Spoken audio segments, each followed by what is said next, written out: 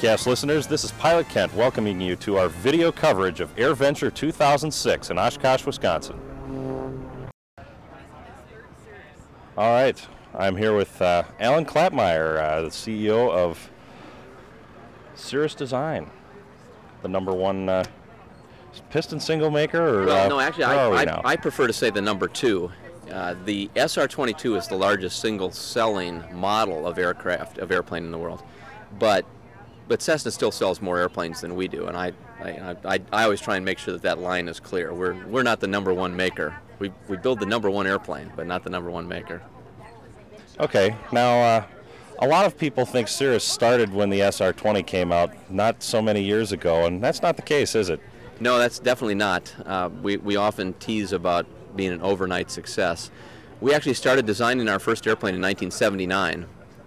This is the 30th year that I've been at Oshkosh, so it goes back quite some time.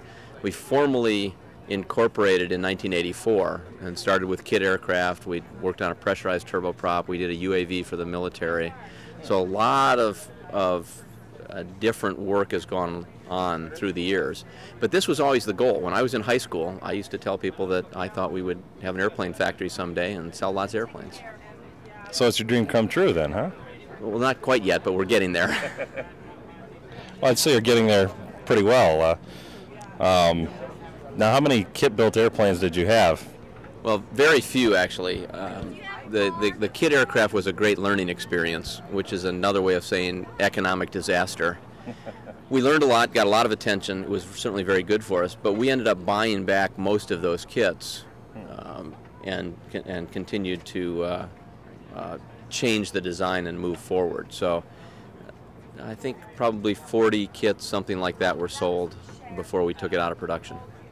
Okay, was that the VK-30 or something else? Correct. That was the VK-30. Very high-performance airplane, beautiful airplane, but it was very complicated to build. So as a home built, it was beyond what most people would want to try. And it was also complicated to fly. Very high performance and very comfortable.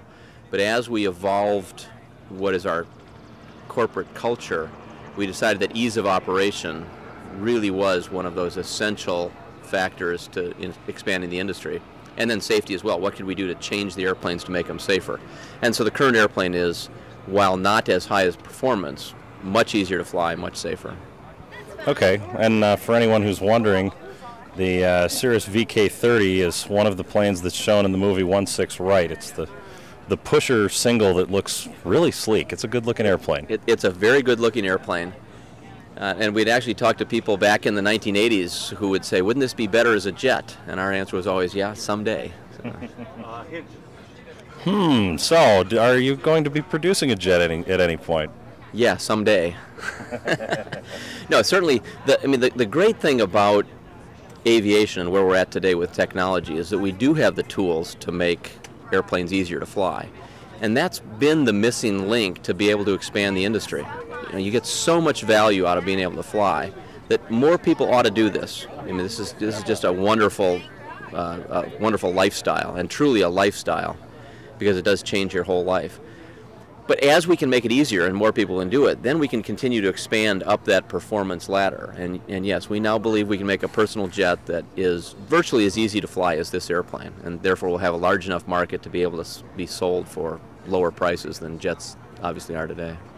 Excellent. Now, since you had roots in the home-built market, do you have any plans in the light sport area? Well, we don't have any plans in the light sport area. I love home building, and I really think that the whole light sport segment is essential to growing this industry. There's a lot of great designs out there. But because there are so many good designs, there's no real competitive advantage. We don't bring that much to the party by trying to build one ourselves as well. We'll watch, we'll hope that they all succeed, we'll want to see them bring in lots of new pilots, and we'll assume that some percentage of those will move up the chain and want transportation instead of just recreation, and we'll be there to happily sell them an airplane. Excellent. Now I see you have a turbocharged model that you've introduced this week. Yeah, we've got a number of things we're talking about this week in terms of news. From a product side, the turbocharger is the big news. Obviously, the turbocharger gives the advantage of higher performance at higher altitude. But we've done it in partnership with Tornado Alley as an STC, a supplemental type certificate. And the reason we did that was basically to make sure that we had the experts working with us, but also that if 100 octane fuel ever goes away, and I normally would say when 100 octane fuel goes away, you can take the turbocharger off and be able to fly back on unleaded fuel. So we think it adds a lot of flexibility to do it this way, give you the advantage of high altitude flight without some of the potential disadvantages. Excellent. All right. Now I'm a member of a flying club, and we're looking at getting ourselves a new airplane. We have right now 2 Archers and a 182, and we're looking at getting rid of one of the Archers and getting a newer airplane that will attract more people to the club. And we had a little problem when we asked about a Cirrus. The insurance company said, no, absolutely not. You may not do it at any price. And even single pilots who own the Cirrus aircraft, one of the chief complaints I've heard is that insurance rates are a little high. Are you doing anything with the industry or pilot education, or what all are you doing to try and make the insurance situation better? Well, we've done a lot of work with the insurance industry and a lot of education. Obviously not completely successful yet. It's disappointing to us. We think that it's certainly incorrect. We have very good safety statistics for the airplane. We think that the airplane has low accident rates, and more importantly is more survivable in the case of some accidents that might otherwise have an unhappy ending.